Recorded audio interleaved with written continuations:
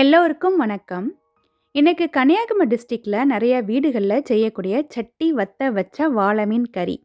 எப்படி பண்ணலான்ட்டு பார்க்கலாம். என்னடா பேரு நீட்டமா இருக்குதுன்னு பார்க்குறீங்களா?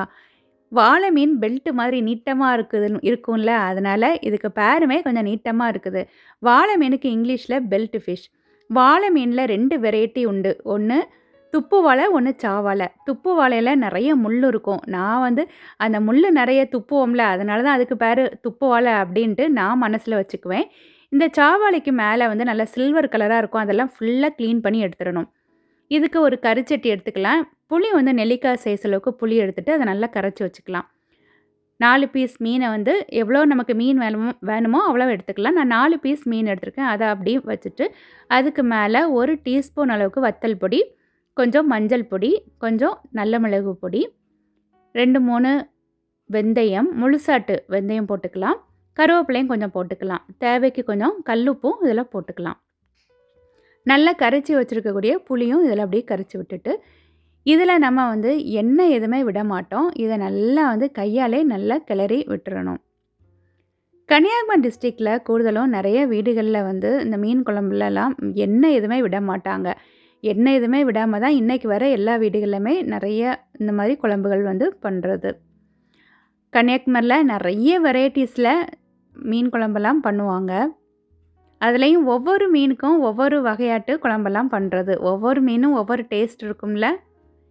நம்ம இது நல்லா இந்த மாதிரி கொதிச்சிட்ருக்கும்போது இடையில இந்த மாதிரி நம்ம நல்லா அந்த கரிச்சட்டியை அலசி விட்டுட்டு திரும்பவும் மூடி வச்சு திரும்பவும் அதை அப்படி கொதிக்க வைக்கணும். இது நல்லா அந்த பேருக்கேற்ற மாதிரி, அதாவது சட்டி வத்த வச்ச வாளை மீனில், அப்போ அந்த சட்டி வத்துற அளவுக்கு நல்லா இது கொதிக்கணும்.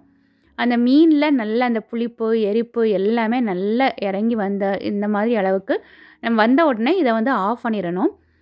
இது கரிச்சட்டியில் திரும்பவும் அதுலேருந்து அப்படி ஆட்டோமேட்டிக்காகவே நல்லா அது நல்லா கொதித்து அது நமக்கு நல்ல அந்த கிரேவி மாதிரி இருக்கிறது எல்லாமே நல்லா குறைஞ்சிரும்.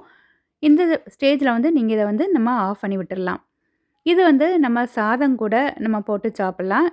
கூடுதலுமே கன்னியாகுமரி டிஸ்ட்ரிக்டில் உங்களுக்கு தெரியும்.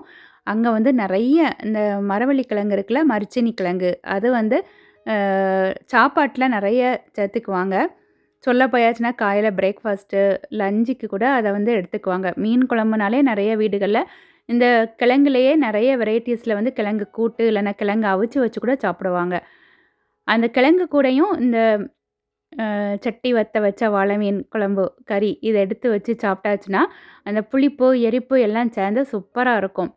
இது நீங்கள் சாலை மீன் இருக்குல்ல, அதில் கூட செய்து பார்க்கலாம். இது வாளை மீன், அது சாலை மீன். சாலை மீனில் கூட நீங்கள் ட்ரை பண்ணி பாருங்கள்.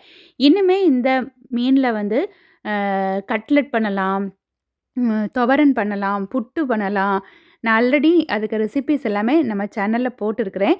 இதில் நிறைய பேருக்கு இதுக்கு கருவாடு கூட நல்லா பிடிக்கும். இந்த மாதிரி ஒரு டைம் ட்ரை பண்ணி பாருங்கள். Thank you.